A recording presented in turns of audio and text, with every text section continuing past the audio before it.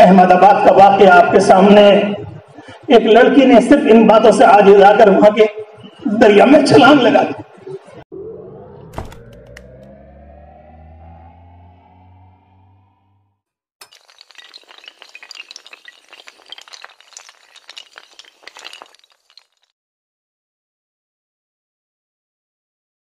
یہ سن کر ہمارے محلے میں ایک غیر مسلم لڑکی کی شادی ہوئی، کسی جوان سے تعلق ہوا، پرانی بات ہے، اس کا دل چاہا میں اسلام قبول کروں، اسلام قبول کر لیا، آ گئی، رہنے لگی۔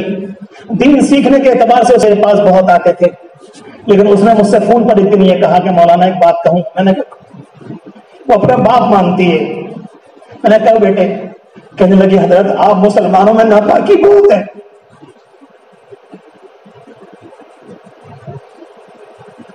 آپ بتاؤ میں اس کو کیا جواب دیتا؟ کہنے لگی ہمارے ہندوؤں میں اگر کسی پر غسل واجب ہوتا ہے، بولے ایک عورت بھی نہیں ملے گی آپ کو جو صبح تڑکے میں نہا ڈالے، بولے ایک بھی نہیں ملے۔ اور وہ یہ کہتی ہے کہ ہمارا عقیدہ ہے کہ اگر ہم ناپاک ہو کر صبح گزاریں گے تو ہمارے گھر میں لکشمی نہیں آئے گی، مال والی جو مایا ہوتی وہ نہیں آئے گی۔ بولے ایک عورت بھی ہمارے یہاں ناپاک نہیں ملے گی۔ اور اس نے اگلی بات یہ کہی کہ مجھے معلوم ہے میں جس محلے میں رہتی ہوں ایک نہیں 20 عورتیں ہیں جن پر غسل واجب ہوتا ہے اور ظہر تک۔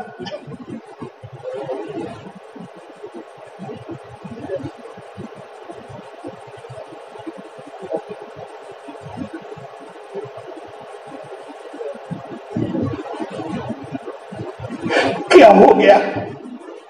کس سے کہیں، کس منہ سے کہیں؟ دیواروں سے سر مار کے مر جائیں، گڑا کھود کے دفن ہو جائیں زندے، آپ بتاؤ کیا ہو؟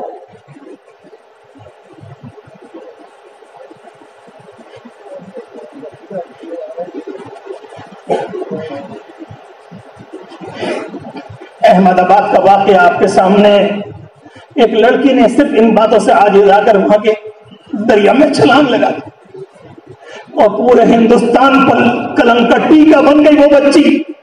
اور اس وقت امت مسلمہ اس پوزیشن میں نہیں ہے آپ کسی کو جواب دے سکیں یا آپ کسی کو مطمئن کر سکیں، اس پوزیشن میں نہیں۔